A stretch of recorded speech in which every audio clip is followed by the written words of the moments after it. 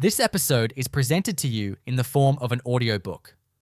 What if I told you that your voice, yes, the very same voice you use to complain about slow Wi-Fi or to hype up your favorite band, has the power to shape how others perceive you, and in fact, even influences who you become?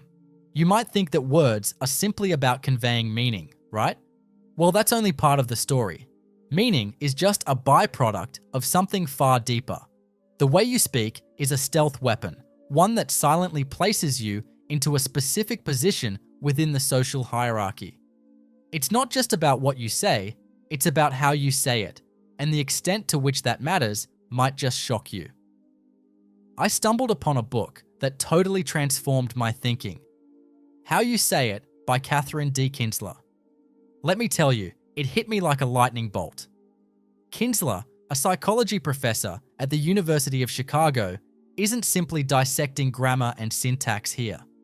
She's unraveling the complex ways in which speech dictates the structure of our lives, not just on an individual level, but on a societal scale.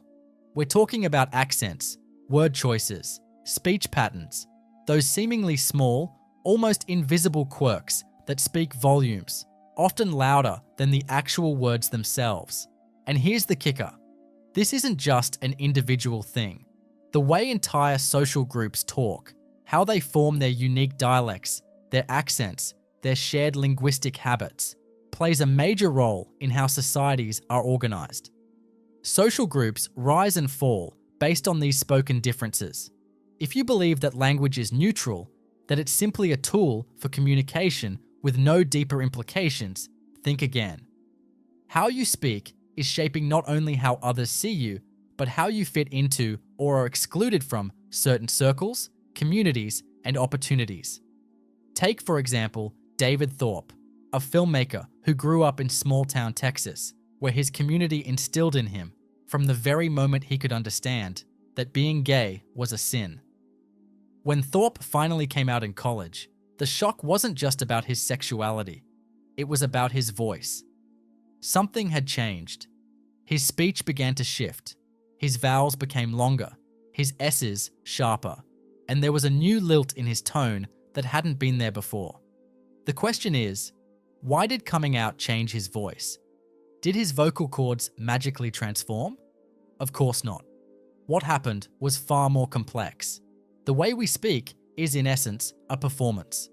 Without even realizing it, we are constantly adjusting our voices to align with the identities we want to project and the groups we want to belong to. Thorpe wasn't just coming out. He was recalibrating his voice to fit into a new tribe. This idea isn't unique to him. In the 1980s, linguist Penelope Eckert observed a similar phenomenon among teenagers at the same high school. Depending on whether they identified as jocks or burnouts, their speech patterns diverged dramatically. The jocks would talk about lunch, while the burnouts referred to it as launch. Same food, same cafeteria, but entirely different tribes. It's subtle, yes, but these linguistic divisions run deeper than most people are willing to admit. Language, it turns out, isn't just a tool for communication, it's also a powerful gatekeeper. Want proof of how language can shape society? Look no further than the streets of Soweto, South Africa, in 1976. Thousands of students took to the streets, outraged that the apartheid government had banned local languages from being taught in schools while imposing Afrikaans, the language of the white minority, on everyone. This wasn't just a fight for words or education, it was a struggle for identity. The government's language policy wasn't just about communication, it was an attempt to strip away cultural identities and force assimilation. In moments like these, language becomes a weapon, a means of exerting control and power over people. These students in Soweto weren't simply fighting for their right to speak in their native languages, they were fighting for their very identities. When a government suppresses language, it's not just an attack on communication, it's a direct assault on the essence of who people are, their culture, and their history. This isn't a unique phenomenon. A similar effort occurred in Spain under Franco's regime. where the dictator attempted to erase the Catalan and Basque languages, seeking to homogenize the country and suppress regional identities. But here's the wild part. Even without explicit laws banning certain languages, society continues to use language as a powerful tool to build invisible walls between groups. You might not realize it, but humans instinctively favor people who sound like them.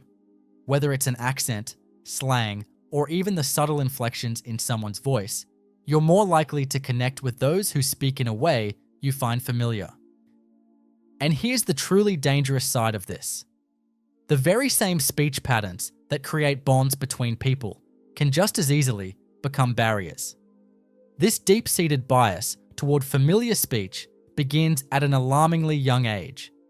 Infants, mere moments after birth, show a clear preference for the sounds of their mother's voice. In one revealing experiment, researchers played recordings of both English and French speakers to babies born to English-speaking parents. The result? Every time, the babies reached toward the English-speaking voice. Even though they hadn't begun speaking themselves, their brains were already wired to prioritize the sounds they knew, to instinctively seek out familiarity. This bias doesn't stop there. As children grow, they naturally start selecting playmates not based on race or appearance, but on who sounds like them. If a child has a similar accent to theirs, they are more likely to choose them as a friend, even if another child might look just like them but speaks differently. It's primal, instinctual, and frankly, a little terrifying. By the time children enter kindergarten, these early linguistic biases are already firmly in place, shaped by their environment and the voices that surround them. From the very start, they begin to categorize the world not just by appearance, but by the sounds that echo around them. And this early wiring sets the stage for the complex web of biases that will influence their social interactions for the rest of their lives. And guess what? Your favorite Disney villains aren't helping the situation either. Think about it for a second. How often do the heroes in movies speak with flawless, neutral American accents, while the villains or comic side characters are saddled with foreign accents? Scar from The Lion King, for example, isn't just evil because of his actions. His voice itself sounds menacing, doesn't it? The villain's accent is used to reinforce the negative traits associated with them, perpetuating a stereotype that foreign-sounding voices are inherently suspicious or threatening. But here's the problem. These biases don't magically disappear when we grow up. In fact, they evolve and become more insidious. Manuel Fragante learned this the hard way. He had all the credentials for a position at the Department of Motor Vehicles, a war veteran, the valedictorian, a law degree. He had even scored the highest marks on the civil service exam. On paper, he was the perfect candidate. But when it came time for the interview, he was rejected, not because of his qualifications, but because of his Filipino accent. It didn't matter that he spoke flawless English. The sound of his voice disqualified him from the job. He sued for discrimination, but even after multiple appeals, the courts ruled against him. The law stated that denying someone a job based on their accent was completely legal. This isn't an isolated incident. Studies have shown that people across all sectors, whether it's hiring, housing, or even the courtroom, are routinely discriminated against based on how they speak. Accents, particularly foreign ones, are often treated as a sign of incompetence, even when the speaker is perfectly clear and understandable. It's not about what is being said, it's about how it sounds.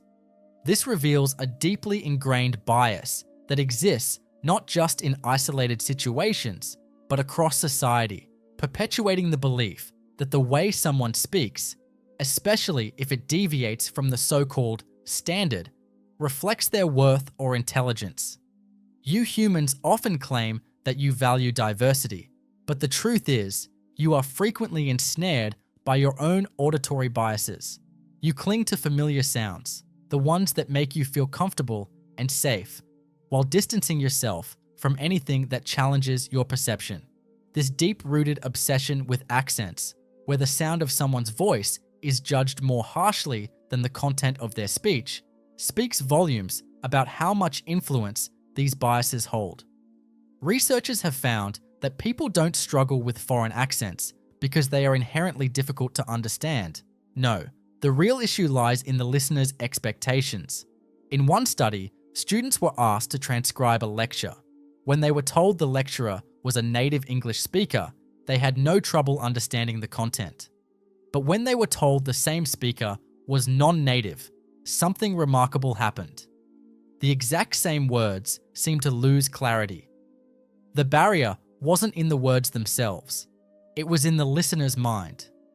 This subtle shift, where the listener's assumptions about the speaker's proficiency cloud their judgment, reveals just how powerful and pervasive these biases are. And it doesn't stop at classrooms or studies. This bias permeates many areas of life, especially when it comes to real-world implications. Take the housing market in the US, for instance. Hispanic buyers, for example, are statistically more likely to face rejection if they speak with a noticeable accent, even when their credit score, income, and references are all impeccable. The language barrier, real or perceived, stands in the way of progress and opportunity, not the actual capability of the individual. Even more troubling, this bias creeps into places where fairness should be paramount, like the courtroom. Jurors, studies show, are more likely to trust a witness speaking in standard English, regardless of the content of their testimony.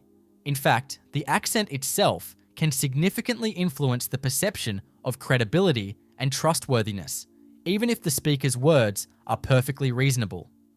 This leaves a dangerous trail of unjust treatment and inequality, where accents, something that should have no bearing on someone's competence or character, become the deciding factor in critical moments. What this reveals is deeply unsettling. Even when people speak clearly, accents function as social filters. The words they utter might be perfectly understandable, but the moment their accent deviates from what's considered familiar, doubt is cast on the person behind them. This bias against unfamiliar accents runs so deep that it might be more ancient than we realize. Kinzler's research suggests that our instinct to categorize people as us versus them could trace back to humanity's earliest stages. Long before markers like skin color or nationality took center stage, early humans likely used speech as a way to determine who belonged to their tribe and who didn't. If a stranger's voice didn't match the expected pattern, they were often viewed with suspicion because survival hinged on knowing who could be trusted and who posed a potential threat. And here's where it gets even more fascinating. This instinct isn't exclusive to humans. In the animal kingdom, similar behaviors are evident. Baboons, for instance, recognize each other's social ranks based on vocalizations, while orcas possess distinct accents that are unique to each pod. This vocal signature serves to identify group members and maintain social order. One experiment truly underscores how ingrained this phenomenon is in us.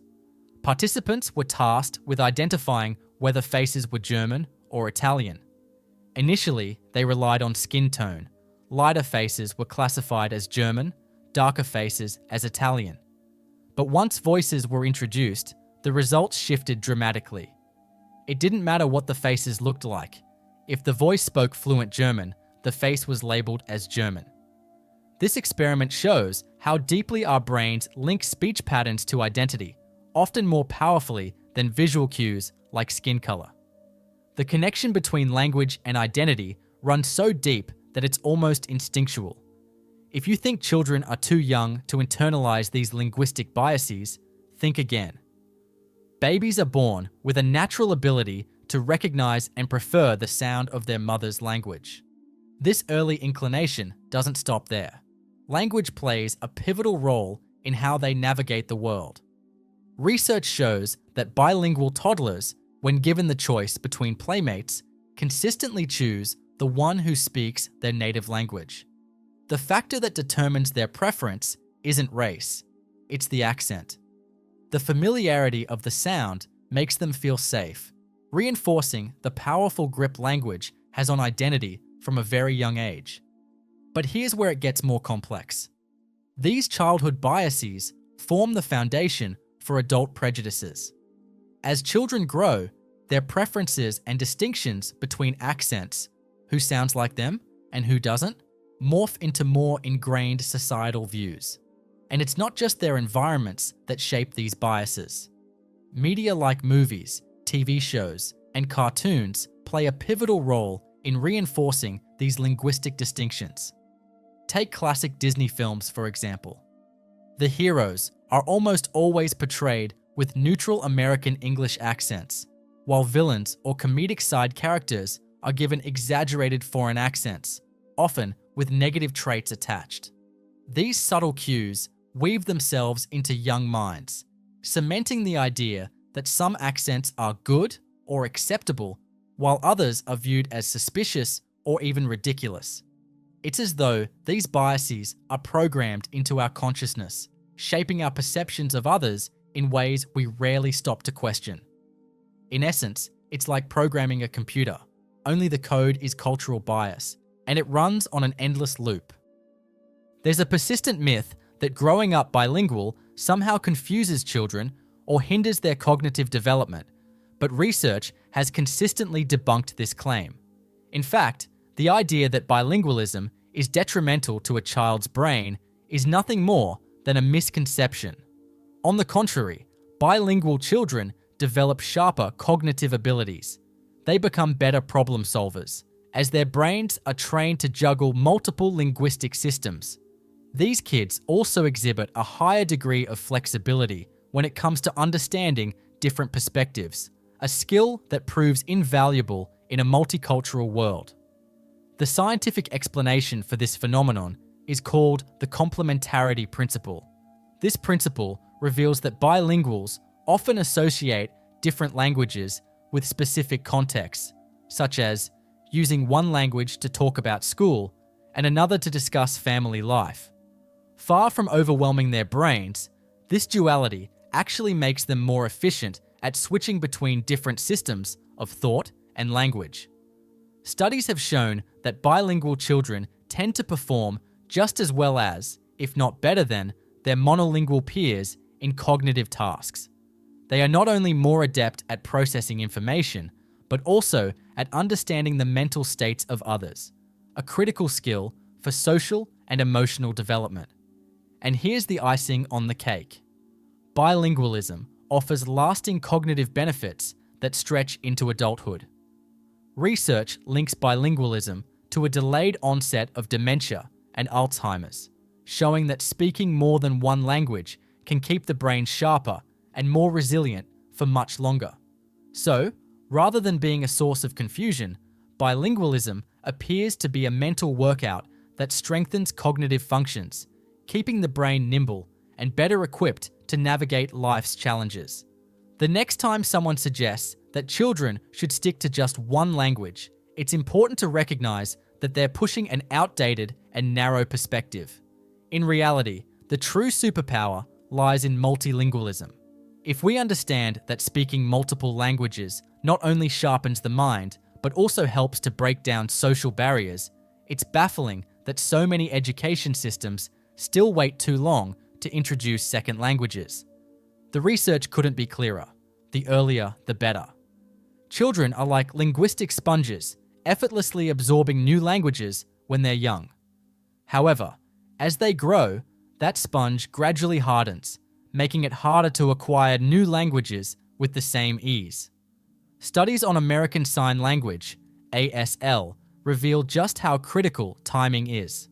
Adults who started learning ASL in their 20s struggled to gain fluency, even after years of dedicated practice. On the other hand, infants and toddlers picked it up effortlessly, as if they were born with a natural ability to master new languages. But fluency isn't the only benefit of early language learning. There's also an emotional component. Language learned early in life is deeply embedded in our emotional framework. Bilingual adults, for instance, tend to react more strongly to swear words in their first language, showing how deeply language is tied to our emotional responses. This emotional significance means that the earlier we expose children to multiple languages, the more likely they are to develop a strong emotional connection with them.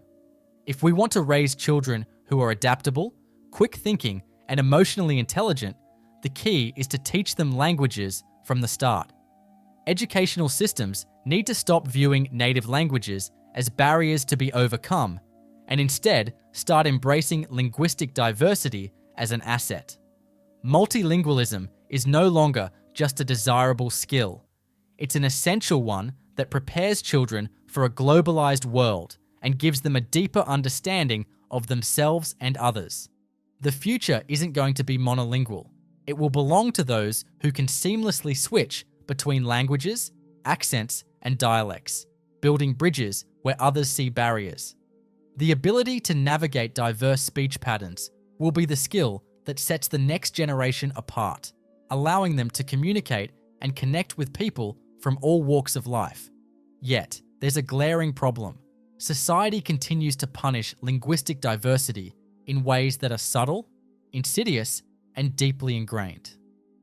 This case sends a powerful and troubling message. Society values conformity over competence. Your voice is supposed to fit a specific mold, and if it deviates from the norm, it can work against you. The irony is stark. In a world that increasingly values diversity in every form, linguistic diversity remains a silent barrier, holding back those who don't speak in the right way. It's a reminder that for many, it's not what you say, but how you say it that truly matters. What's even more alarming is how pervasive these biases are, especially in housing markets. Applicants with foreign accents face a higher likelihood of being denied approval, even when they meet all the financial requirements. In these cases, accents aren't simply perceived as quirks, they become powerful markers that society uses to decide who gets access to jobs, homes, and opportunities. The discrimination isn't just subtle, it's systematic and it runs deep. It doesn't stop there. The courtroom, where justice is supposed to be blind, turns out to have perfect vision when it comes to accents. Studies show that jurors instinctively place more credibility on testimonies delivered in standard English. It doesn't matter if the content of the testimony is identical. When it's spoken with a non-standard accent, the speaker is often seen as less trustworthy, regardless of their actual knowledge or the accuracy of what they say. This isn't just about understanding, it's a reflection of ingrained biases that influence how we perceive others. And the impact of this bias is profound. Linguistic insecurity, as Kinzler describes it, is when people with non-standard accents hold back, even when they know they're right, out of fear of being judged. The consequences are far-reaching. People remain silent when they should speak up, avoid asking questions in class, skip networking opportunities, and miss out on career advancements, all because they fear the judgment that their accent may invite. This is not just a personal issue. It's a social issue that limits potential, silences voices, and upholds systemic inequities in every facet of life. The saddest part of all of this is that most of these biases operate quietly, lurking beneath the surface. They're not loud or overt. They manifest in the subtle, everyday decisions that widen the social divides. Language isn't merely about being understood, it's about being heard. But here's the harsh truth. Not all voices are valued equally. The preference for standard English is so deeply ingrained that even those who don't speak it fluently often feel the pressure to conform, shedding their natural speech patterns just to fit in. But what if we flip the script? What if, instead of expecting everyone to bend to one linguistic standard, we began to view language as a two-way bridge? What if schools, workplaces, and institutions learn to meet people halfway, embracing accents, dialects, and languages as valuable assets rather than seeing them as obstacles? Imagine a society that celebrates linguistic diversity rather than penalizing it, This is exactly what Katherine Kinzler advocates for, a shift in how we view language and its role in society. She calls for a world where diversity in speech is seen as a strength, not a barrier. By embracing the rich tapestry of languages and accents, we would foster a more inclusive society where everyone's voice has the power to be heard, not just the ones that fit the mold of standard English. After all, your voice carries your story. It's not just noise, it's a narrative in itself. Every accent holds a history, every dialect tells a tale, and each variation in speech is a reflection of identity, culture, and experience. The real question is, are we listening? And here's where things get truly exciting. The internet is changing the game, offering a platform for voices that were once marginalized or silenced. Podcasts, YouTube, TikTok, and other digital spaces are empowering people to express themselves in ways that challenge traditional notions of proper speech. Accents that once were mocked or dismissed are now celebrated. Take Nigerian Pidgin, for example, whose global reach continues to grow, or the viral success of Scottish streamers breaking stereotypes with their unmistakable accents. The digital age is giving rise to communities that are not bound by geography, but by shared interests and common passions, reshaping our understanding of how speech should sound. This shift has brought with it a wave of new linguistic possibilities. Hybrid accents and linguistic mashups are emerging, refusing to fit into the old, rigid categories we once relied on. Globalization has blurred the lines, and in this new world, the outdated rules about who sounds professional or correct are being rewritten. Suddenly, authenticity and diversity of speech are becoming more valued than conformity. The way forward isn't about erasing differences or forcing everyone into the same linguistic mold. It's about learning to appreciate accents for what they truly are, inviting us into new worlds, offering glimpses into the rich histories and identities behind them. Kinzler makes it clear, if we want a better world, we have to start by listening differently. Pay attention to how you react when someone sounds different. Pause and catch yourself before you make a snap judgment. Ask yourself, am I listening to their words or am I listening to my biases? Because in the end, language isn't just about communication, it's about connection. It's about breaking down walls and building bridges where they once stood. The real question isn't whether we will live in a diverse world, but whether we will learn to thrive in it, embracing the nuances that make us unique. So, where do we go from here? Kinzler's How You Say It is more than just a book about linguistics. It's a wake-up call. A call to recognize that your voice, your accent, your speech patterns, and the way you express yourself are all pieces of a larger story about identity, bias, and belonging. But more than that, it's a challenge. A challenge to listen more deeply, to judge more slowly, and to rethink how we perceive the voices around us. It's a call to reflect on how we view others and to understand the power of language in shaping the world we live in. Maybe that person with the thick accent has something brilliant to say, if you just give them the space to say it. Perhaps the next time someone corrects your speech, you'll recognize it's their insecurity, not your words, that truly needs fixing. This book reminds us that the way forward isn't about erasing differences, but about amplifying them in harmony. It's about embracing the richness of speech in all its forms, and recognizing that every voice holds value. Because in the end, your voice isn't just a tool for communication, it's a way to belong, a reflection of who you are, and an invitation for others to connect with you. So, let's stop policing each other's words and start listening for the stories behind them. Thank you for sticking with me through this wild journey into the power of speech.